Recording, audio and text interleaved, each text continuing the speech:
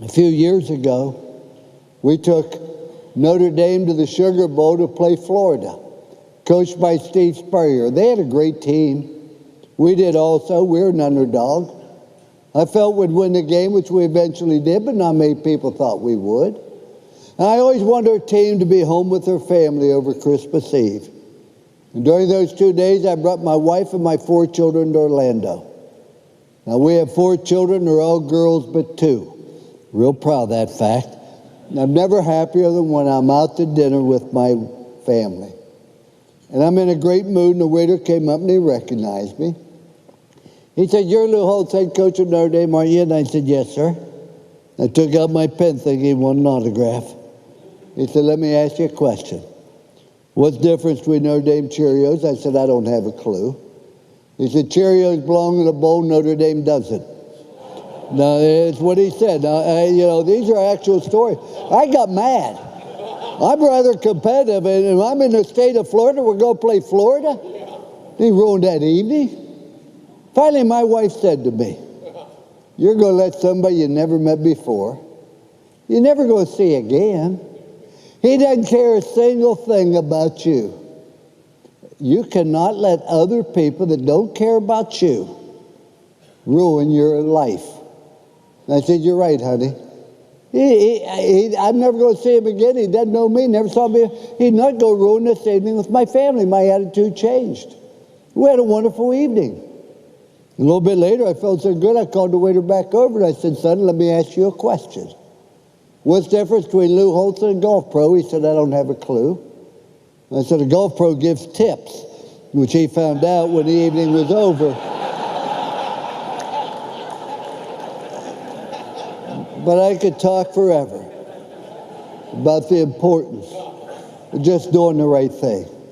Rule number 1, just do what's right. Stop and say, what's the right thing to do? Rule number 2, and there's only 3 rules. Do everything to the very best of your ability with the time allotted. That's all. Not everybody can be All-American, not everybody can be first team. But everybody can be the best they're capable of being. Everybody says, "Oh, I want to be good." I never ask how many want to win. Everybody wants to win when the band's playing, the crowd's cheering, the TV lights are on. Question I ask, can you live with losing? Can you live with mediocrity? Because if you can, that's exactly what you're going to get. And if you have a passion to win, you're going to do 2 things. Don't tell me whether you want to be great or not. Tell me these 2 things. What price are you willing to pay in order to achieve? What sacrifices are you willing to make in order to be the very best you can be? Because, ladies and gentlemen, I could ask each and every one of you to come up here and talk about your success.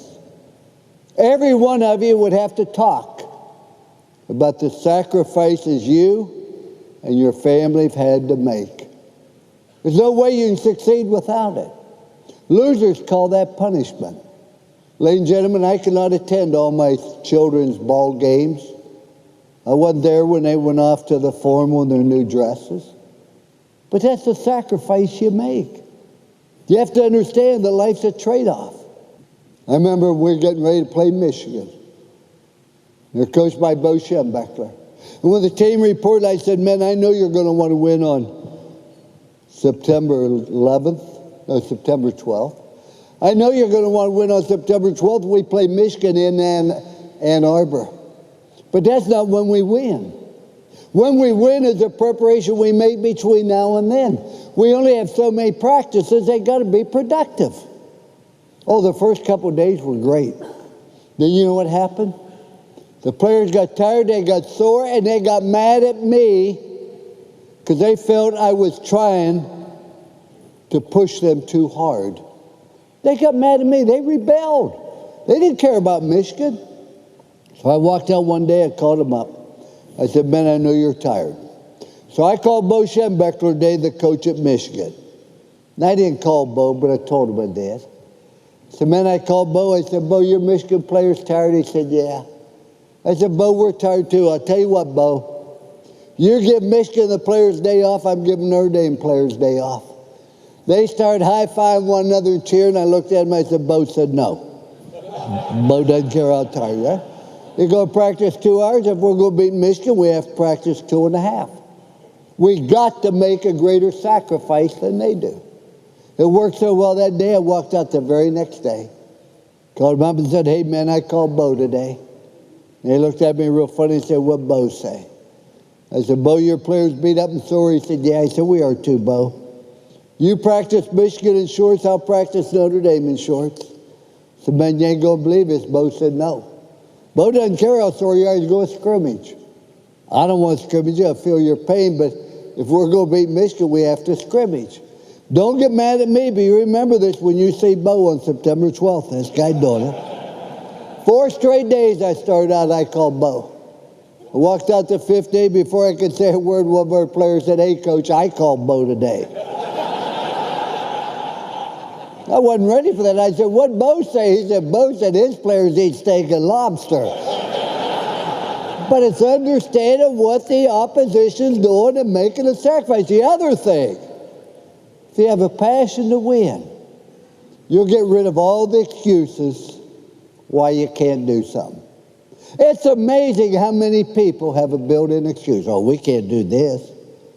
I remember a few years ago, I'm at Arkansas. All we have to do is beat SMU. We're going to go to the Orange Bowl for the first time in the history of the school. Not only that, we're going to play Oklahoma, who at that time was #1 in the country. The last time Arkansas played Oklahoma was in the 1920s. And Oklahoma had beaten Arkansas 106-0. We're ahead of SMU, 42-14 in the 4th quarter. Fans are throwing oranges on the field. Everybody's excited. The media said, what'd you think when the fans were throwing oranges on the field? I said, thank God we weren't going to the Gator Bowl. But, you know, it was an exciting time. But then 3 of our athletes violated the do-right rule. 3 athletes that scored 78% of our touchdowns. I said, you aren't going to play the game. They said, you got to let us play. I said, that's not my choice. You made the choice not to play. When you chose to do this, I said, if you choose to do this, you're choosing not to play. Remember, once again, life's a matter of choices. I've never disciplined anybody. All I do is enforce their choices to my children. If you don't do your chores, you're going to spend Saturday night in your room. And then do the chores, they spend Saturday night. I go down and I say, why are you here on Saturday night? Well, oh, that's right, you chose to do that. Why would you make that choice? So they weren't going to play. They get a lawyer and they take me to court. And the Attorney General for Arkansas represents me, a guy named Bill Clinton. Later became President Clinton, a good friend of mine. He won the case, but I lost a football team. The judge ruled they would not be allowed to play, and Arkansas became the largest underdog there's ever been in a major bowl. We became a 24-point underdog before they took the game off the board. We went down there and you watched our team, complete disarray. Negative, no chance to win. Finally, about 4 days before the game, I had a team meeting. I want to remind you, every one of these stories are absolutely true, as vividly as I can recall. I said in the team meeting, man, I know why we can't win. I know. Because every day I pick up a paper and I read about the great players from Oklahoma going to play. And in that same paper, I read about the great players from Arkansas that are not going to play. I've never read one positive comment about anybody in this room. So I know why we can't win. What I want you to do is tell me, why can we win? For a while, nobody said anything. And Charles Clay stood up. He said, Coach, we have the #1 defense in the country, which we did. He said, so we aren't going to get beat near as bad as everybody thinks. Well, wasn't what I wanted, but it was a step in the right direction. Then they pointed out we had a great quarterback, we had a great offensive line, we had a great punter. I wanted to point out they had a great coach that never came up. They focused on what we could do instead of listening to everybody tell us what we could not. And that team, it was a 24-point underdog before they took the game off the board. 4 nights later, beat Oklahoma 31-6. Not because of coaches, because a group of people stopped listening to everybody tell us why we couldn't win. Start focusing instead on why we can do things. If you have a passion to be the best you can be, you're not going to listen to everybody tell you why you can't do something. You're going to look at reasons why you can. And also, if you have a passion to win, you're going to stay focused on your purpose. Ladies and gentlemen, what is your purpose? As I see this, you have 2 mandates. One is to satisfy your patients. Your other mandate's to make a profit. You need both. I had 2 mandates as a coach. Graduate our athletes and win. Nothing else. Not put them in the pros. Not get to know the alumni. Graduate and win, and one without the other was completely unsatisfactory. If you won and didn't graduate, you're unsuccessful. If you graduate and didn't win, you're also unsuccessful. We have 2 mandates. Don't complicate life. It's not complicated. I use common sense. Now, this story is basically true, but I will embellish a little bit. When I graduated, when I was in grade school, 7th grade, I was taught by the Sisters of Notre Dame. And I had a nun named Sister Mary Harriet who disliked me, with pretty good justification, because I was always saying things that irritated her. There was a time Catholics could not eat meat on Friday. The entire year round, you had to eat fish. I don't like fish, so every Friday I'd complain, I wish the apostles had been ranchers rather than fishermen. Then I was asked her, why did Paul keep writing the Corinthians when they never wrote them back? No, it made no sense. Somebody said, well, why didn't you become a vegetarian? And well, vegetarian's an old Indian word which stood for bad hunter. But in any event, we had a test one day. It was a large test. I finished for everybody else. And I started looking around out of boredom. I was not trying to cheat. She thought I was because she held in front of the whole class. Lou Holtz, if I even suspect you're cheating, I'm taking 10% off your grade. I got out the textbook and said 90 sounds good to me. So just simplify the answer. How can you satisfy the patients and make a profit? That's your whole mandate. Ladies and gentlemen, what a great satisfaction it must be to you to know what important role you play in people's lives. Now, if you're going to satisfy the needs of the patient, you're going to make a profit, you've got to work with other people. You've got to work together. When I went to South Carolina that first year after 2011, about January 28th, I said, I want you to meet me in the stadium tonight at 10:30. They came out. They weren't very happy campers. I had a huge rope, and I said, give me the 15 strongest offense, 15 strongest defense. Immediately started a tug of war, and the offense started to win. Then the defense started to win because they didn't have 15 anymore. They had 20, 25. Pretty soon the whole team's involved in a tug of war. The offense eventually won. Yeah, we won. I said, we cannot win when we pull against each other. I then sat him down in the middle of the field and talked to him about some things about teamwork that probably apply to you as well. First thing I said, we need each other. We need offense, defense, kicking game, coaches, players. Ladies and gentlemen, there's all kinds of Hall of Fames. But I've never seen a monument built to a team. But a team enables you to accomplish something that no individual can accomplish, regardless how multi-talented they may be. So let's make sure we need other people. Point number 2, we all have a role. We all have a role. We got to do that role to the best of our ability. Because your role cannot jeopardize our goal. I understand that you have to be the leaders in your office. You have dental assistants, and you have secretaries and billing people. They all have a role, and they must do that role to the best of their ability so you jeopardize your goal, so you reach your goal to satisfy the patients, make a profit. It's not complicated. And you go back, you look at your role is to cover kickoffs. I don't want to cover kickoffs. I want to run the ball. I understand that, but you ain't going to run the ball. You're going to cover kickoffs. I expect you to do that best of your ability. That's your role. Because if you don't, you're going to jeopardize our goal. If you want to fail, you have the right to fail. You do not have the right to cause other people to fail because you don't do everything to the best of your ability. Third thing I pointed out was as the challenge escalates, the need for teamwork must elevate. You don't need teamwork go on 11. In Notre Dame, one year our schedule was Michigan, Tennessee, Texas, Miami of Florida, Southern Cal, Penn State. Somebody said, how'd you sleep when you looked at that schedule? I said, like a baby. Woke up every 2 hours and cried. I thought, oh, that. But the greater the challenge, the more we work with other people. Number 4, the team must continue to improve. There's 3 ways to improve a team. 1, you add good people. You also can improve the team by deleting bad on occasion. Who are the bad? The ones that bitch and moan and complain and never have a positive suggestion. The most important way a team improves, everybody on the team should be better today than they were yesterday.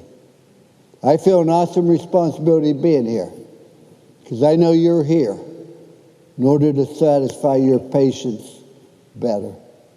And that's why the things I'm talking about are things I believe and things I've done. But the commitment to excellence, working with other people. And if you're focused on satisfying the patients and making a profit, you've got to embrace change. Nobody likes change. Too many people want to go back and, well, this way we've done it for 50 years. No. Embrace any change as long as you're changing to meet the needs of the patient and make a profit. Don't say, well, let's try this. No. But what changes do we have to make that will do us better with the patient a profit? See, ladies and gentlemen, people don't like change. But make a change as long as you're meeting your mandates. They tell me in 1878 they invented a typewriter. Problem I had with the typewriter, if you type too fast, the key stuck. They said, oh, we'll never sell a typewriter if the key stick. So they put together a committee to solve it. They came back and they said, we got to solve it. The guy said, great, how'd you get to type faster? He said, oh, we can't do that. He said, well, how are they not going to stick? He said, we're going to force the people to type slower. He said, how are you going to do that? He said, we're going to hide the letters on the keypad. We'll put A up here, put B down there, put Q there, we'll put R there, and nobody going to type. I'm going to have to unpack. Didn't you wonder why the letters on the keypad are screwed up? That's so you couldn't type fast. Now today, no matter how fast you type the key, oh, don't do that, see, because I'm used to that. People don't want to change because you go from the known to the unknown. But make any changes to satisfy the patient and make a profit. I moved study hall from the classroom to the library. There's one way in the library, one way out. Where do the girls go? The library. Where do the students go? The library. Where are the computers? I'm the only coach to win the national championship in the same year. Graduate 100% of our football players. Any change we had to make, we kept at what's our purpose and why are we changing. Rule number 3, show people you care. That's all. It's so simple. You know, you're never going to meet anybody again the rest of your life. Doesn't need a kind word, doesn't need a smile, doesn't need encouragement. My wife, as I told you, is a cancer survivor. She and I are opposites night and day. She said opposites attract and then attack, and that's probably true. She left me a note not long ago and said, Lou, I can't please everybody in the world, so I'm going to stop trying. Now I'm going to focus on pleasing one person a day. The day's not your day, and tomorrow doesn't look real promising either. But the reason she did one interview in her whole life because it had to do with cancer. And I'll never forget on TV, they said to her, what did you learn from having cancer? She said, I learned how much my family loved me. Ladies and gentlemen, we didn't love her anymore. we showed it. Why should somebody have to go through cancer before we reach out and say how special you are and how much you mean to us? See, ladies and gentlemen, that's what I'm talking about all the time. We all have problems, we all have difficulties, but you're never going to meet anybody again. Doesn't need a smile, doesn't need encouragement, doesn't need a kind word. And when we talk about communicating with people, what you say is the third most important thing in a person listening. The content of what you say is not near as important as your tone of voice. If your tone of voice is one of love, that's important. But the most important thing in a conversation with somebody is not what you say, not the tone of voice. The most important thing is facial expression. I learned this at Notre Dame. The cameras were always on me. I'd grab a guy by the face mask. I didn't mean him any harm. I wanted to be sure he had his undivided attention. But the media with the cameras all over me. That's what I learned. A guy makes a mistake, you put your arm around him, you smile. You say, son, you're going to regret this come Monday because I'm going to take it out on you. But I don't want to be real nasty now because the cameras are on me. And they're saying, isn't that nice guy? Look at him praising that guy. Your facial expression is critical. But showing people you genuinely care. Ladies and gentlemen, those are the only 3 rules you need. You follow those 3 rules. I've never needed a 4th in all these years. I've never had anybody come up and say, nope, you need a 4th rule.